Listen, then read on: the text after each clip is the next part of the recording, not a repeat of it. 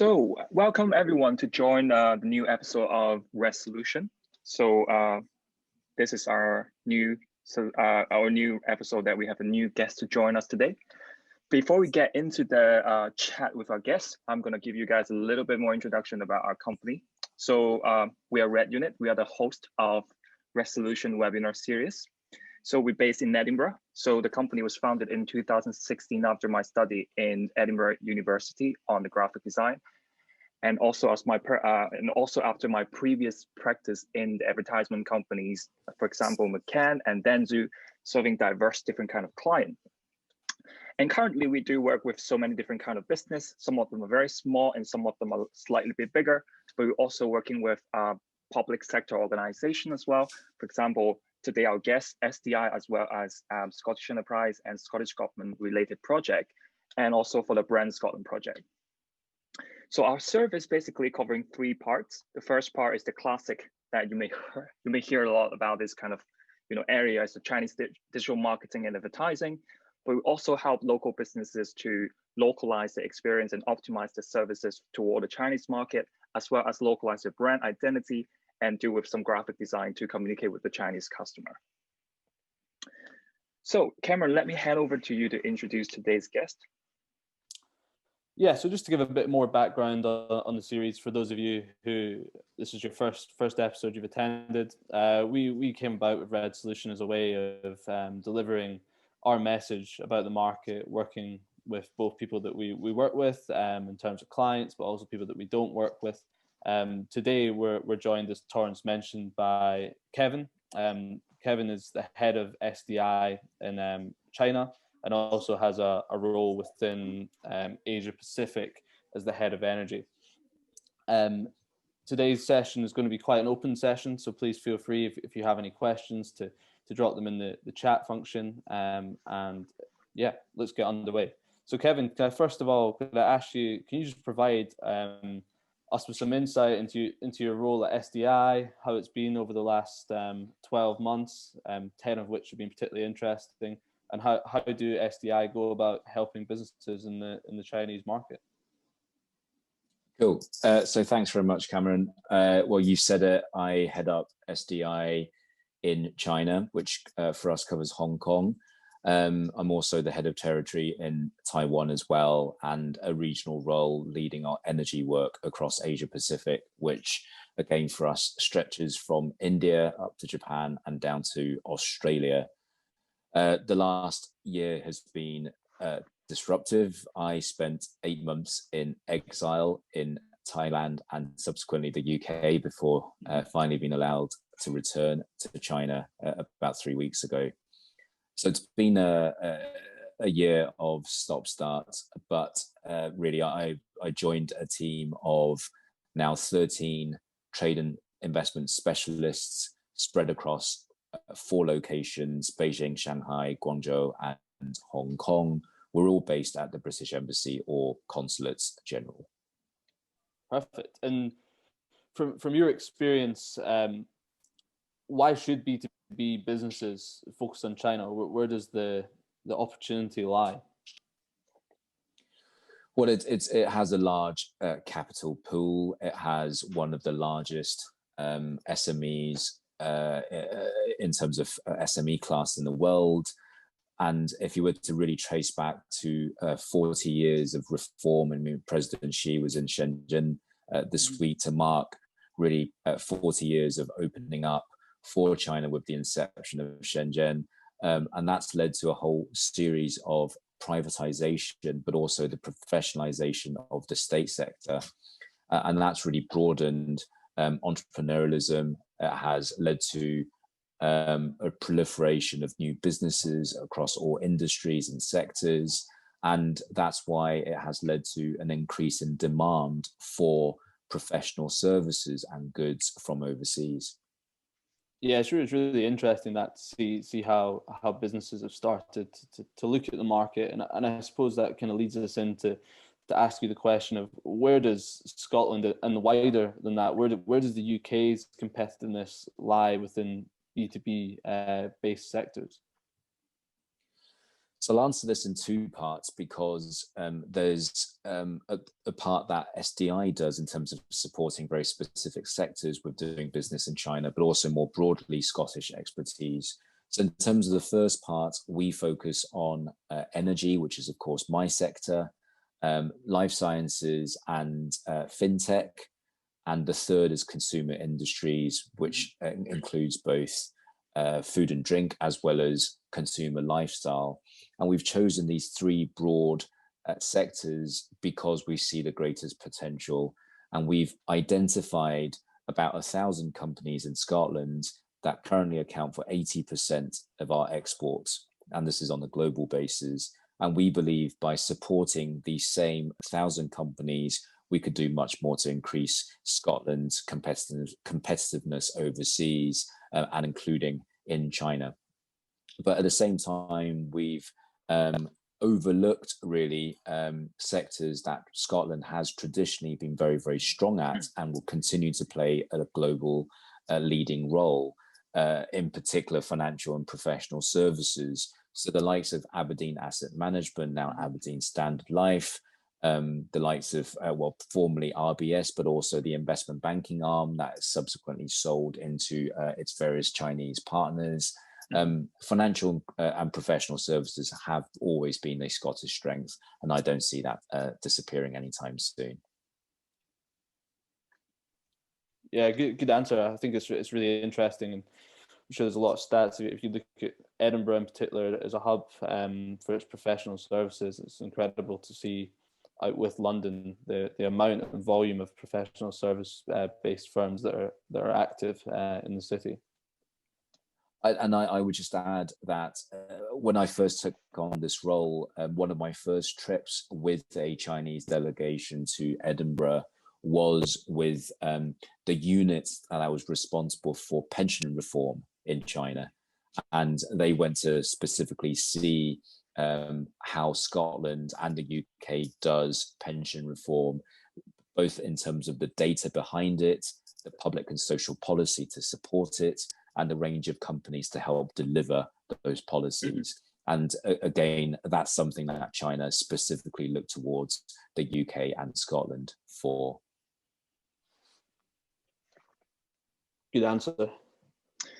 So brilliant. So let's move into a next section of questions. So I think everyone is really, doing business lead generation is really, really important. And especially for a B2B focused business, they have a far more return of investment focused strategy on marketing.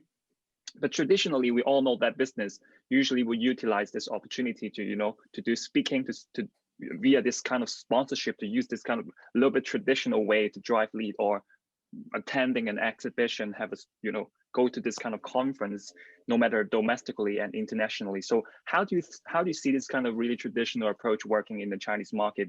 And do you think any differences between the UK and China regarding the in-person business communication? Sure. So I would dip back into my personal experience, having helped to run a consulting business in London for close to 10 years. And we did a lot of what you would call B2B sales towards China. And that was sort of looking to 15 years ago. And what you would call here a traditional approach is very much still relevant. It was useful. It was required for us to be turning up at the right places, whether these are conferences or meetings hosted by industry associations. Clustering is something that's perhaps not used as a vocabulary in China, but it's a very important concept that has been around for many, many years. And it was important for us to turn up in the right places and also being a hero for turning up. And by that, we mean always, and it's still relevant today, look beyond the major cities, go and turn up in a place where you would be, respected, and people would kind of shower you with a lot of their attention, because it's quite frankly very difficult to compete for attention in China. I know that you guys are, SDI is joining this, one of the biggest conference or exhibition in China in 2020 is the CIIE China International Import Expo in Shanghai, isn't it, in November? So can you give us a little bit introduction about what SDI going to do in there? Sure. Well, it would have been China's biggest trade show, barring COVID testing requirements, which means that only about 30% of the expected visitors will be allowed to go in. So it'll be a lot quieter than normally. So SDI is part of the UK Pavilion. We have a brand, Scotland Space, that carries 18 food and drink brands and 2 tech brands that have an offering for the food and drink industry. And that's great. It's you know, particularly during these very challenging times, it's actually great for brands who either already have representatives in China to come physically to CIE and introduce the products and services to the Chinese stakeholders, and also being able to do so virtually for those who are unable to travel. Mm-hmm. That's cool. It's great to see. I mean, I think of all countries, it doesn't come as a particular surprise that China has been so innovative in how they're able to deliver. It might not be CIIE like everyone knows it in the past, but they've certainly been able to look at using technologies in order to uphold the experience and still make it have its core function, which is to drive businesses to interact with their Chinese counterparts. Yeah, I think, Cameron, you raised up a really good... I think... Sorry, Kevin, on you go. No, I was just going to say, I think digital adoption is quick in China, and that's why it's one of the biggest technology markets in the world. You know, folks, whether in professional or private life, have been almost trained to adopt new apps and new ways of interacting and communicating with each other. You know, every time I step outside of China and come back in again, you know, there are a couple of new apps that I've not heard of, which are apparently the new sensations of how to, you know, go about running your life in China. And so adoption is quick. And that makes it a very, very disruptive, innovative market to work in, which has its challenges because it's ultimately very, very competitive. But at the same time, you're never short of an audience that would be looking to test and adopt your product. Yeah, I think you guys are raising up a really good point to move down to the next part of the question. Is about you know, technology and digital approach. So we all know that pandemic stopped a lot of interpersonal communication, and then will maybe require business to really improve or upgrade their, you know, way to communicate with their customer. And especially in China, as Kevin, you already mentioned, that it's highly digital. And then you can see this number here. So in China, there are 1.4 billion of population, and urbanization is 59. And the mobile phone connections, that means it's 1.6 billion. So that means some of the people have more than one mobile phone. And then the internet user is 854 million. And then 59% of the population is internet user. And then also, and the social media users are really big amount as well. So what it shows that is people are really, you know, depending their life on this digital platforms. So I think the question is, do you think what is the most appropriate platform for B2B businesses to, you know, to adopt to do the lead generation or communication in the Chinese market, in your experience? Yeah, so this is actually a tricky one because the basic answer is, I mean, set up a WeChat account, build a group, have a serviced account through which you could push articles towards a target audience and try and build up your target audience that way. But for all the digital communications and tools and all the innovations over the past few years, there have been very few that are focused on building professional connections in the way that LinkedIn has revolutionized the way we do business comms, for instance.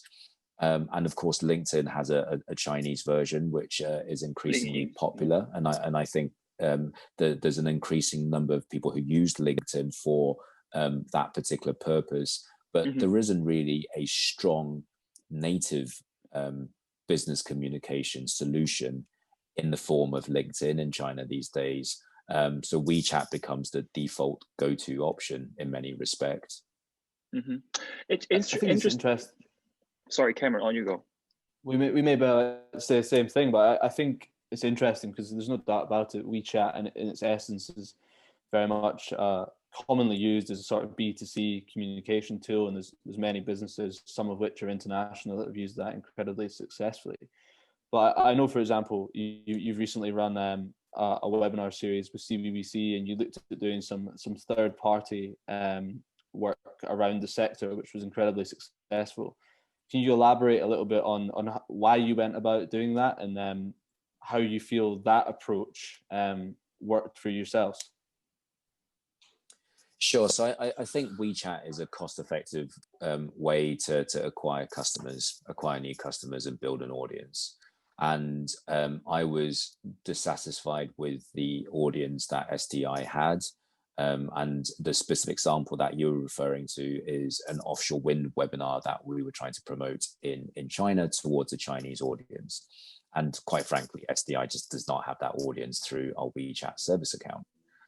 So it became an imperative to work with an established account that has that following that we know would generate interest and rapport and drive traffic towards signing up for our webinar. And in the end, we chose one called European Offshore Wind, which has a smallish following if you consider the entire sort of spectrum of China's internet. At 80,000 followers, it's not a lot, but it's 80,000 very, very well qualified followers consisting of Chinese developers, wind turbine manufacturers, EPC contractors, design and planning institutes, i.e. pretty much the people that we want to invite to our webinar. And, if you think about doing online webinars, the great thing is that you don't really have a capacity issue, right? Whereas if you're trying to do an offline event in a place like China, where either you basically focus on one location, one city, and you're trying to bring people to that city, and it becomes a lot more challenging to try and reach a wider net of people. Obviously, webinars allow you to circumvent that in many respects.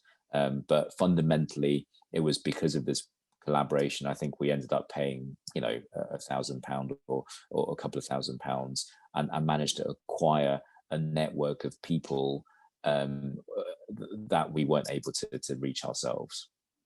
I think it's an incredibly good point. There's definitely a massive generalization. Some of the extent it may be driven by fact, but I think what you show there is, I suppose you could refer to it as a key opinion leader within its own sector, and it shows if you are looking for a niche, and if your business offering is niche, going down the route of using paid media doesn't always have to be completely unaffordable to your business, and it can actually really within a certain niche drive strong results for the business.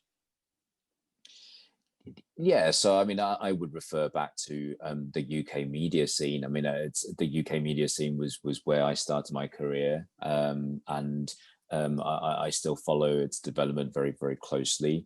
And the US is very similar to it. Essentially, it's dominated by mainstream media, a lot of very, very few kind of mass broadcast titles, but it's made up with lots of small, very niche industry professional magazines, and those magazines have smallish followings, sort of 10 20,000 in circulation at the time, and arguably less these days, but it's the right people reading the right content.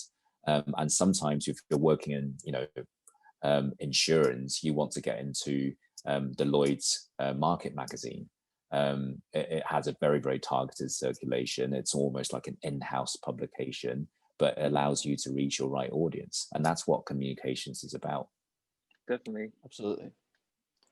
I suppose that allows Torrance to kind of look into the next part and maybe dive into some of the platforms and how these can be used, because there's a lot of conversation around how they can be used in a B2C function. However, if you're targeting in a B2B manner, we still do believe they can be useful. So I'll let Torrance discuss a little bit further. So as Kevin mentioned, in China, there is no, despite LinkedIn is getting more and more popular, but WeChat is, the penetration of WeChat is incredible in China. Is how deep that actually get into people's life, is because basically everyone having a WeChat, so that can kind of become like a, you know, primary communication tool in their life, no matter for their personal life or work life.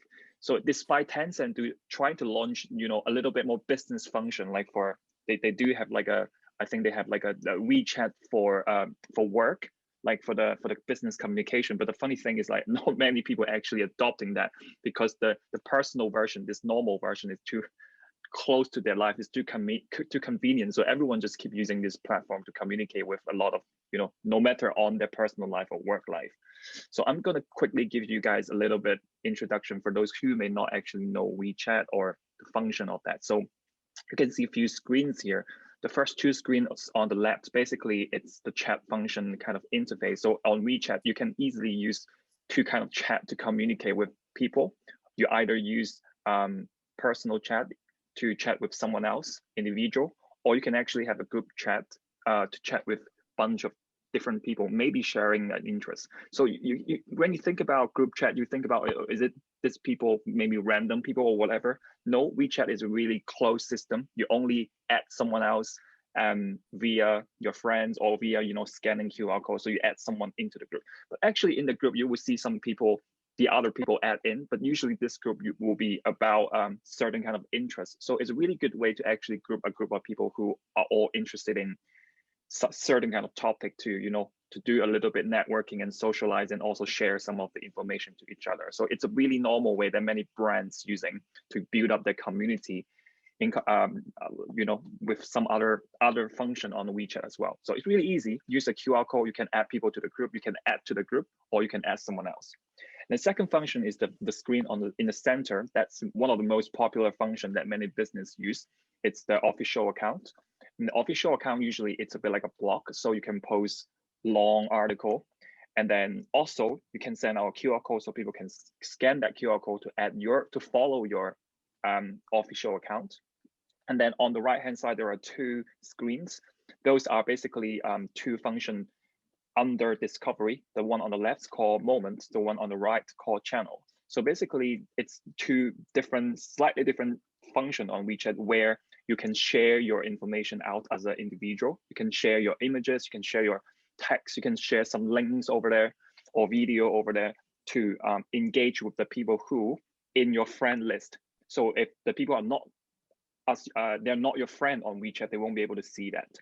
Only the friend of yourself will be able to see what you share on this links, on these two pages. So it basically, yeah, it's a really, really closed system, but then it also making it, you know, more relevant to you. It's not as noisy as Facebook. But how can you actually do this on business scene? I mean, it's really simple. Every time when you go to see anyone, ask for WeChat, exchange of WeChat, then you will have loads of business contact onto your WeChat, and then every now and then you can actually share some of your opinions, some of your company's intro or whatever. If you don't have an official account, you can also share that. You can onto your Discover channel. It's a really easy way to engage with your connections, business connection in the Chinese market. Or you can actually form a groups related to your company or related to the field that you're working on to drive that communication and to allow some other people to join into the group as well. But one thing really important for every business to do is the group management, because sometimes there'll be some random people jump in and try to sell their own stuff. So maybe you need to do a little bit housekeeping and management as well to make sure that the group is clean and always useful for those who are really need this group for information and service. And I actually have some screenshot here. These are the screenshots that are from the social media account that SDI have. So we got a WeChat account and we got this kind of Weibo account. So these two are the main channels that really important in China, and there are so many users are using that. So I actually have a really interesting question here. Maybe we can have a little bit discussion, Kevin. So On Okay. social media, should B2B business adopt a to C tone of voice? The reason why I raised this up is because, for example, Weibo is a really customer-driven platform, and then also as a human being, we're using social media for for social life, and traditionally social media is where people have entertainment, and then we're usually having some really fun information, fun content, and people are looking for because people usually looking for something really interesting from social media. But then sometimes B2B communication will be slightly bit more formal. And then in our point of view, we think about, well, everyone looking at this account, even though they're businessmen, they're also customer. So what's your thought about this question? Should B2B business adopt a to C tone of voice on social media? I mean, sure. In this particular instance, probably yes. I mean, imagine if you're in the UK and you're using Facebook to do your business communications, you adopt a slightly different tone and use of language. You're definitely a lot more casual than the stuff that you would put out on LinkedIn or to a certain extent Twitter. I think because of the way that Chinese social media tend to design the user interface and the way that territory is divided up, you'll find it to be extremely busy, right? You've got lots of pop-ups. I mean, I personally find it ridiculously annoying, I have to say. So I don't tend to use it very much, but you have lots of pop-ups, you have lots of sounds and imageries, you get people kind of wanting to redirect you at every instance. So there are lots of kind of click-throughs being embedded into the user interface, which means that in a way, standing out becomes much more difficult. So you do have to have a more unique language through which you communicate with your audience, whether that's through a unique set of hashtags or simply just a tone of voice that gradually over time your audience become more accustomed to. Otherwise, it's just so easy to get drowned in the noise. I think it's really about knowing what does your business or brand stand for, and as a result of that, how do you want to communicate and make your proposition stand out over others. But I think it's also worth noting that at the end of the day, and I feel this is not China specific, all over, you're talking to a customer at the end of the day anyway. You're always dealing with a person, and I think it's very easy for business B2B led comms to get tied into jargon, and all of a sudden your proposition across anything becomes it doesn't relate to anyone. There's no real relation there. And I think especially going into China, where 9 times out of 10 as an international business, certainly at the start no one knows who you are, it's really important to make your proposition have a relevant meaning to the market, and a lot of that comes through your tone. Kevin, I think one thing we discussed as well, maybe it's going slightly off tangent, but it'd be interesting to hear. I know you talk a lot about the kind of thought leadership, and do you think that ties into any of the kind of how businesses put their comms out there? How do you have any sort of thoughts around that? Well, I do. So when I helped to run this, was helping to run this consulting business, we used to say you can only do as much thought leadership as you can afford. Because thought leadership sort of implies that you're giving stuff away in order to try and influence people and get people to believe in what you think, which is still true to a large extent. But it comes down to this concept of how much do you give away in order to convince and entice people to pay for what you have to say.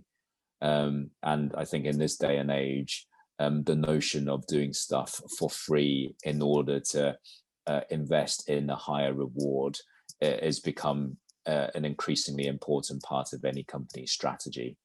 And the idea that you do that through knowledge, through very thought-provoking content, through trying to inform and inspire and influence, is precisely what companies should do, particularly if you're going into a market for the first time, or you're trying to build up market share. It is something that I would highly encourage. But again, you can only do as much as you can afford. Thank you. You touched upon there going into new markets, and if Torrance, you can go to the next question. A lot of people, when they go into a market, they may have a different team out there. If they're a slightly bigger business, or if it's a smaller business, they may have one or two people operating the market. And we see a lot of differences in opinion between sort of centralized marketing teams. In this example, that might be in the UK. In another example, that could be in the US, and an in-market team, which in this example would be in China.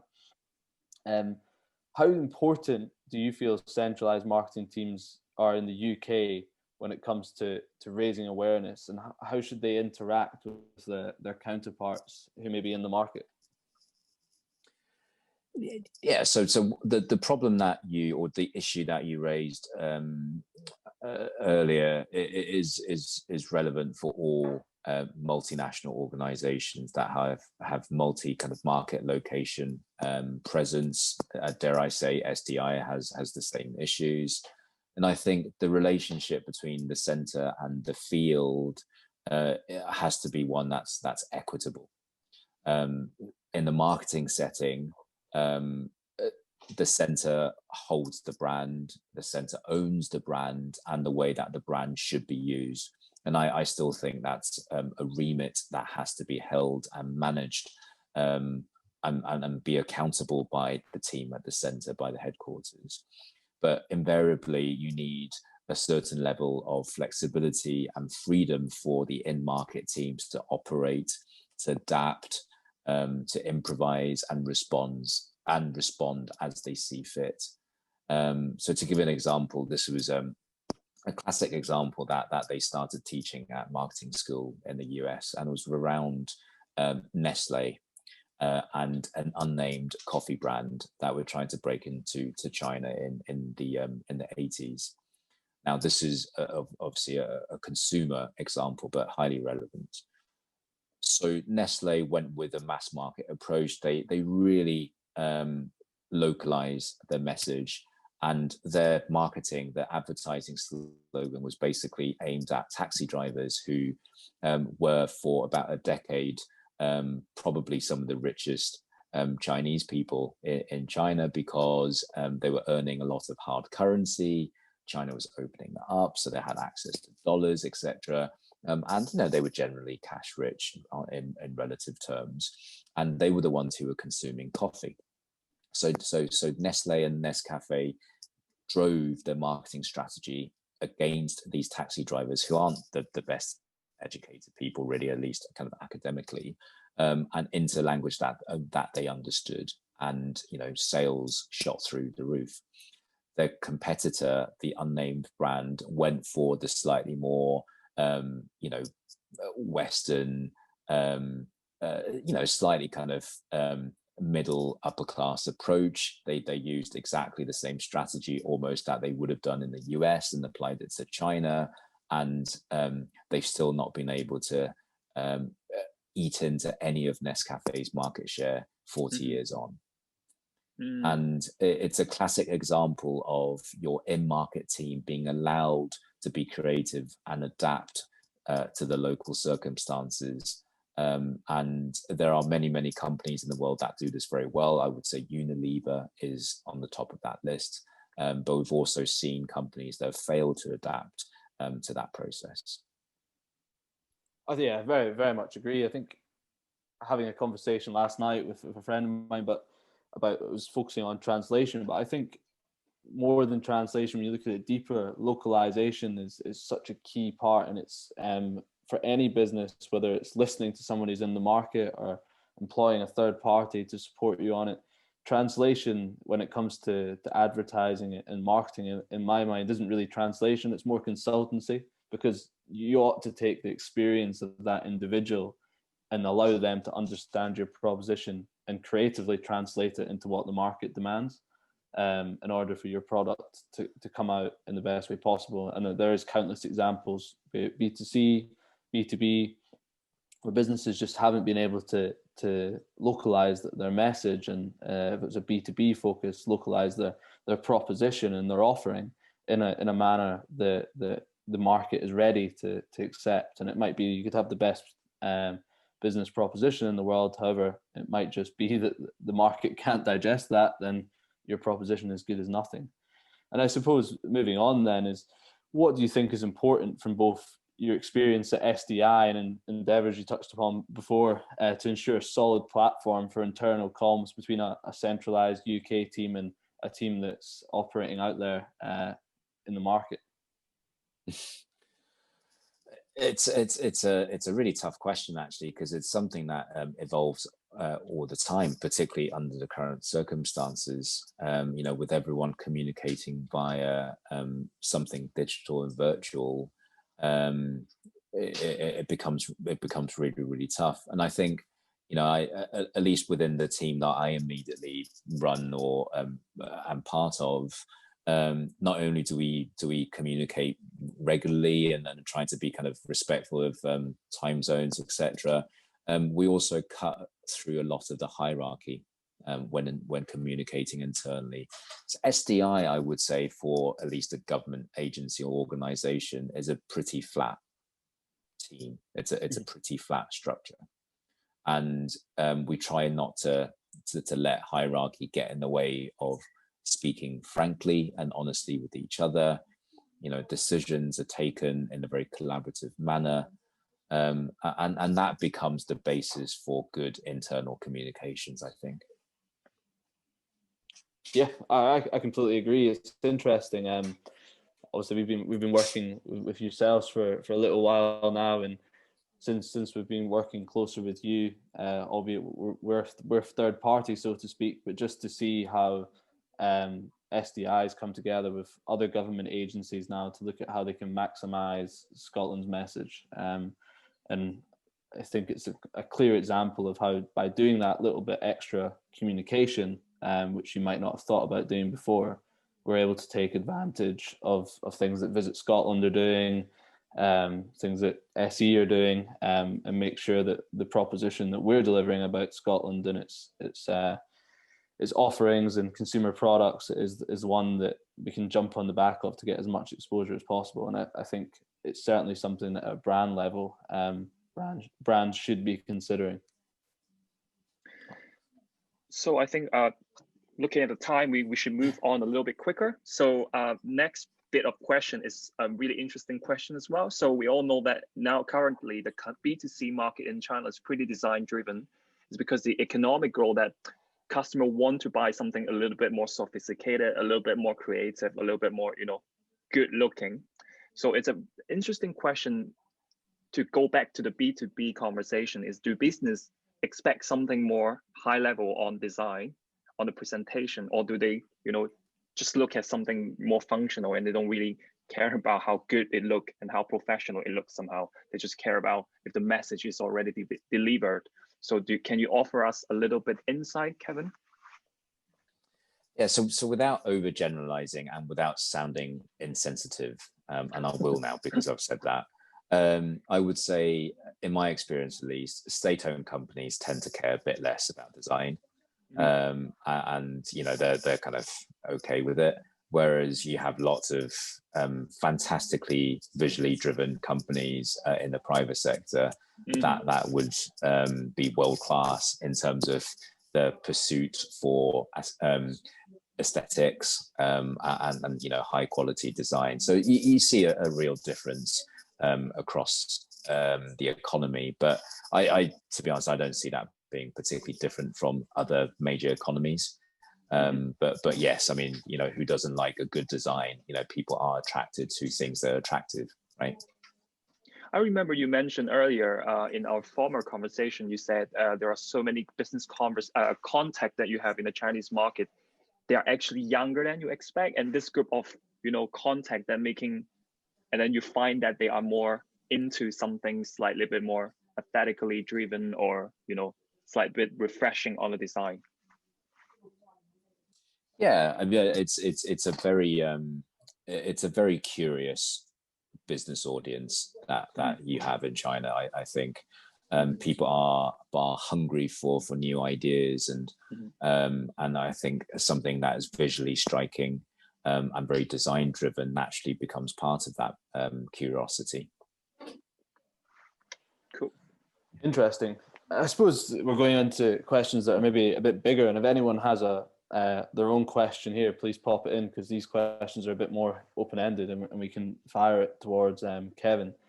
But I wonder if you can list across everything we've kind of spoken about today, and I appreciate you could probably talk for hours on this question, but we'll try and keep it to sort of 3-4 minutes. Can you list some general kind of business mistakes that you see from the B2B sector, or even B2C sector, if you think it's relevant? Sure. So I would say there are two. One is a mistake that I see a lot. One is just a pet hate. I'll talk about the mistake first, and that is not setting the right expectations. And people tend to expect something too quick from China. And by that, I mean the common perception that China is a big market. There must be tons of people who want to buy my product or services. If I turn up, give a good pitch, I could walk away with a lucrative contract quite quickly. Well, as it turns out, that's never true, almost never true at least. And I would always say the amount of time that it took you to build up your business in your home market is the same amount of time that it would take you to build up your business in China. There should be no difference. There should be no difference in the way that you set something up, that you build customer loyalty, that you build trust and confidence, and increasingly promote your reputation and enhance your brand. There's no difference. So that's a general business mistake that I see a lot. In terms of my pet hate, is this almost using culture as an excuse for sort of blaming culture on not performing the way that you want to perform in China, and by that specifically, I mean this fixation with the idea of relationships, right? And I hear people talk about relationships, and there've been books written on the idea of guanxi. Well, I mean, I cannot name one single market in which relationships aren't important. Exactly. Right? Relationships are important in the UK, in Russia, in China, in a tiny little country like, I don't know, Georgia, right? So relationships aren't the stumbling block to good business and successful business. Your lack of understanding and familiarity are the stumbling blocks, but those are quite tangible stumbling blocks and barriers that can be easily overcome by understanding those cultures and ways of doing business, hiring the right people who speak the same language, or at least have a really good understanding of how you do business in that market. And sometimes I just find it a bit lazy to think about relationships as a barrier. It's not. You said there setting the expectation and being aware that it should be a market whereby you build up your business in the same way that you would do domestically. I hear a lot of chats from experts, if you want to call them such, and competitors of ours that tell SMEs in particular, when they're going to China, to fail quick. If you're going to fail quickly. And obviously that's the point they're making is don't carry on losing lots of money. How does that fit into your statement that you mentioned of setting the expectation and seeing it as a long term? Do you think it then becomes an incredibly difficult market for SMEs, or do you think that that's not the case? They just have to do their research and budget appropriately? Well, it's a bit of both, right? And it's highly dependent on the type of business you're talking about. But for me, fundamentally, it's about knowing what you have to invest into China in order to gain a return that you would be satisfied with. That's the expectation that you've got to set. Mm-hmm. To give you an example, there are SMEs which really have shoestring budgets going into whichever sector you're talking about here. And it becomes very difficult for them to try to compete in China because it is a very pay-to-play type of market. And there's just no escaping that.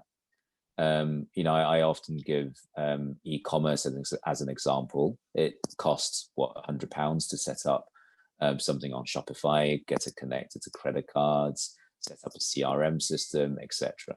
Right? It will cost you, and albeit this is a consumer example, but it would cost you the best part of £15,000 to set up a shop on Tmall, etc. So the barriers to entry are significantly higher in certain sectors. So if you don't have an adequate budget, and having researched what budget you need, it becomes very, very hard for you to try and do something organically without a really strong, reputable partner who's able to carry you through the initial a few years of very, very difficult kind of journey to build up your business. So that's something that I generally try to encourage SMEs not to take the plunge too quickly. Thank you.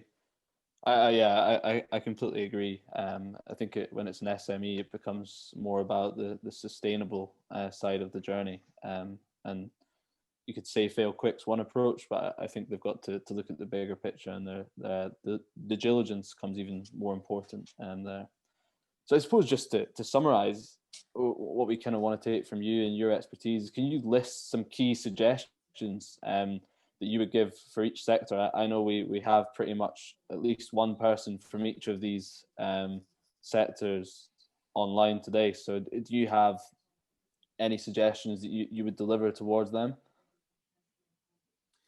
I do, and it's a big question, so I'll try to be concise here. In terms of food and drinks, my last job before the SDI was helping to run the Scotch whisky business, so this one is very close to my heart.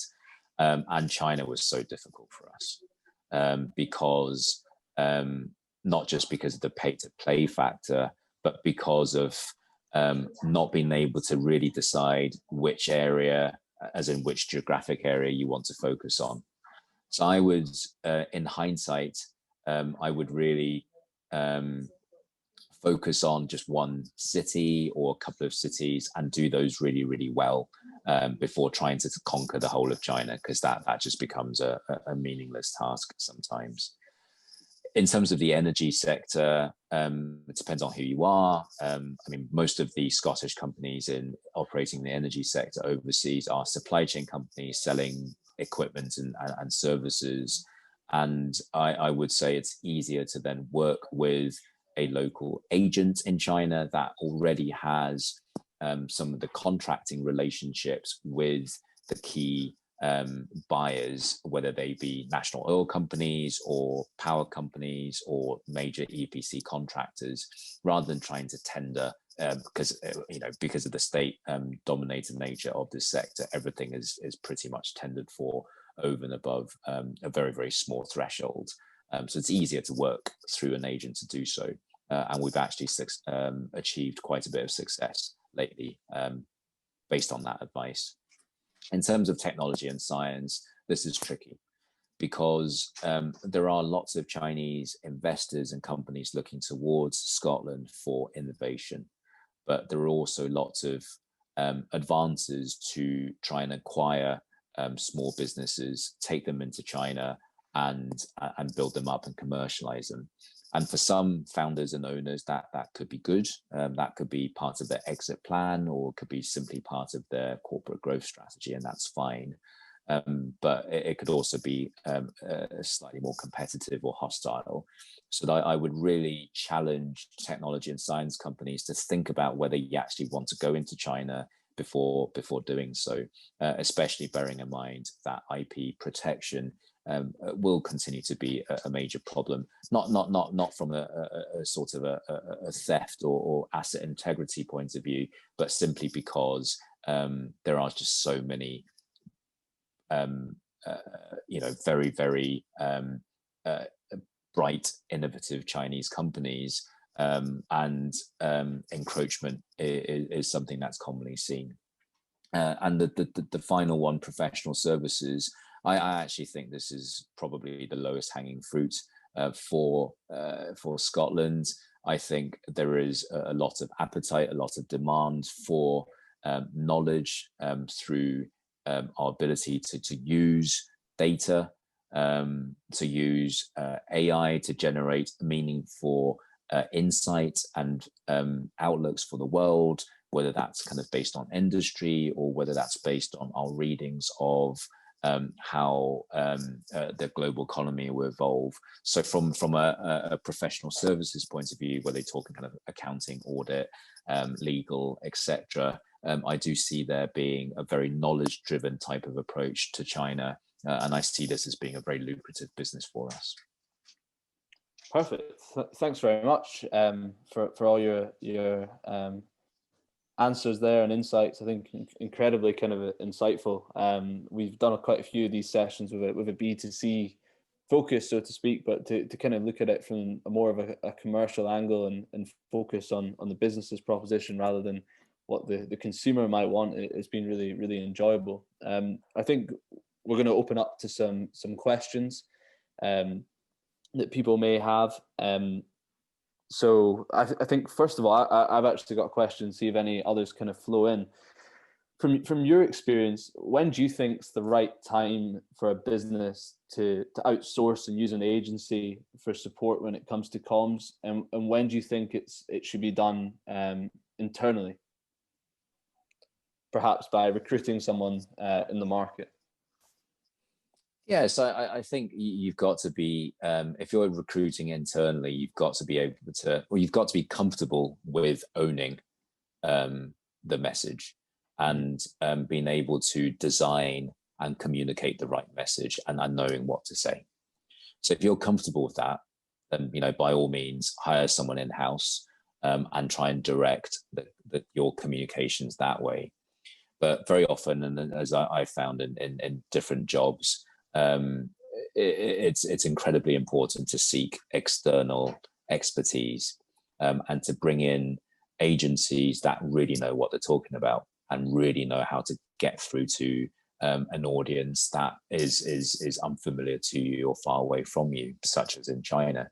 So there could be organizations that have Chinese staff that are very good at social media and understanding how to communicate to the Chinese audience. Well, great, but actually, you know, that sort of talent is not readily available, particularly not in Scotland. In which case, I would always defer to the better judgment of an external specialist agency. Perfect. We've got a couple of questions from attendees come in. The first one is, besides from WeChat, what are the best methods for generating new business leads in China? Well, a good question. There isn't a lot. I mean, I'm not the most kind of social media savvy person. I rarely use WeChat and I rarely reply to messages on WeChat. So I might not be the best person to ask, but I honestly can't think of an alternative that is remotely close to the reach of WeChat. Again, I've said LinkedIn. I think email marketing fails miserably. If you were to look at the number of click rates and open rates in China versus the UK, you would be stunned by just how many people who have an email address and don't use it at all. And that's why between WeChat and, you know, traditional marketing, you know, such as turning up at a place and trying to meet people, there's a huge gap. Yeah. Torrance, that hand over to you. Do you have any kind of further? I completely agree with Kevin. So it would be surprised if a Chinese customer or someone from China tell you that Chinese people just don't look at don't look at email and website. You may feel shocked, but that's actually true, because people probably in their day-to-day life, majority of the time of the social time will happening on WeChat, be it with their friends or someone work with them, their colleagues. So even like working in the company, sometimes the internal communication tools will be depend on this kind of social tool. I'll give you an interesting example. Like I worked for a Chinese company before I came to the UK, and then internally at that time WeChat is not really popular. It's another apps that made by Tencent called QQ is really popular, and all the internal communication we never use email, whatever. We basically even sending file, whatever, we're using this kind of app to send our file and have a short conversation. So I think Chinese market customers or business, they have a really different behavior than many of the Western business and market. So I guess combining this kind of traditional way, maybe going to the exhibition or going to this kind of conference and utilize your WeChat, you know, personal account to build up that kind of connections, and it will be really useful. I think, yeah. I mean, the attendee who asked the question is anonymous, but I think what both the guys are saying is it's absolutely essential to get a balance. I mean, you can't purely grow via one, and you can't purely grow via the other, especially if the majority of your operations based here in the UK. Which brings us on nicely to our friend James Brody's question. Is it possible for a Scottish company to grow their business in China 100% remotely, or is physical visits still necessary? I think very good question considering the current climate. I reckon James would be able to answer that better than I can, but I'll give it a shot. Thanks, James. I think so, actually, because we've done it. And over the past couple of months, we've helped a couple of Scottish energy supply chain companies sell to China through a local agent without anyone meeting anyone, without anyone seeing products physically, without sort of factory visits and so on. And, special times. So I guess there's a special bit of trust that was built up. And maybe there was a level of endorsement from SDI that helped to build that level of trust, but it worked. Now that was the first sale, and that was for tender. And I'm not saying that you can continue to grow your China business without setting foot in China. I think it would be wise still for a sales guy to go and meet his customer or her customer in a foreign country. But you can actually export to China virtually, even in the energy supply chain industry. So I think in a way, COVID has forced us to rewrite the way we define and think about how we do international trade. Good answer. I'm aware we're running out of time, but I'm going to ask one other question because I think it might be interesting to one participant or attendee rather in particular.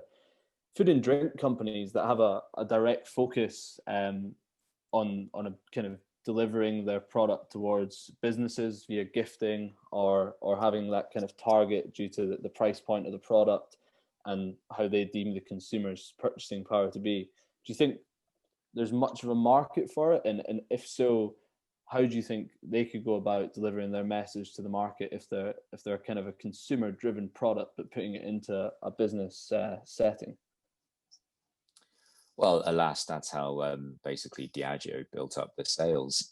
It was through the corporate gifting business, and kind of lots of Johnny Walkers and karaoke bars. But it's a big part of Chinese culture to gift. There's been a significant cleanup over the past few years because of its anti-corruption drive. So if you're in the drinks business, you're forbidden.